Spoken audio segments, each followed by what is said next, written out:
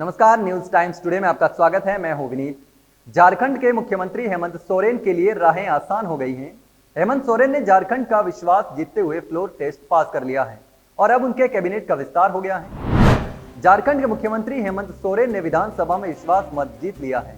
हेमंत सोरेन को 45 वोट मिले, जबकि विपक्ष में एक भी वोट नहीं पड़ा।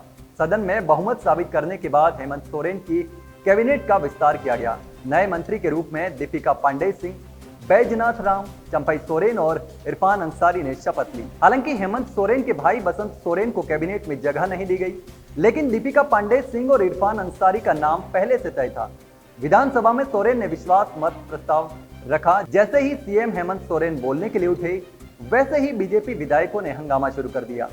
सीएम हेमंत सोरेन ने कहा कि मुझे सदन में फिर से देखकर विपक्ष को कैसा लग रहा होगा, मैं समझ सकता हूं। साथ ही कहा कि सदन में विपक्ष के जितने भी विधायक दिख रहे हैं, उनमें से आधे भी अगली बार दिख जाए तो बहुत बड़ी बात होगी। इतना ही नहीं, मत प्रस्ताव के दौरान सोरेन ने बीजेपी पर जमकर हमला बोला। उन्होंने बीजेपी पर केंद्रीय एजेंसियों के दुरुपयोग का भी आरोप लगाया। हेमंत सोरेन ने कहा कि बीजेपी के पास कोई सोच या एजेंडा नहीं, उनके पास सिर्फ और सिर्फ केंद्रीय एजेंसियां हैं। तो पुनः मुझे यहाँ देखकर कैसा महसूस हो रहा होगा, इनके आचरणों से दिख रहा है। अध्यक्ष महोदय, ये फिर से अपने आचरणों के अनुरूप व्यवहार में आ गए हैं। खैर, उससे कोई चिंता नहीं है। मुझे पता है कि आज इन लोगों के पास कोई राजनीतिक ना इनकी सोच है, ना इनके पास कोई एजेंडा है। आज धन बल संवैधानिक संस्थाओं के बदौलत आज अपनी राजनीतिक रोटी चमकाने का प्रयास कर रहे हैं अध्यक्ष महोदय।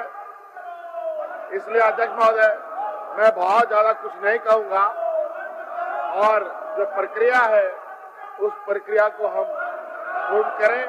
इनको जवाब देने के लिए आप हमारे पास पूरा समय है। भाषण तो आप लोग नहीं झेलिएगा तो चलेगा। मान्य नहीं, जितने दिख रहे हैं इनमें से आधे भी आ जाए वापस अध्यक्ष महोदय, ये बहुत बड़ी बात होगी। पूरे देश में लोकसभा के चुनाव में तो इनको चेहरा दिखाई दिया है। अब बचा है राज्यों का चुनाव और बहुत जल्द ये चुनौती और ये राजनीतिक प्रतिस्पर्धा ये सीधा हमारे सरकार महागठबंधन के साथ होगा।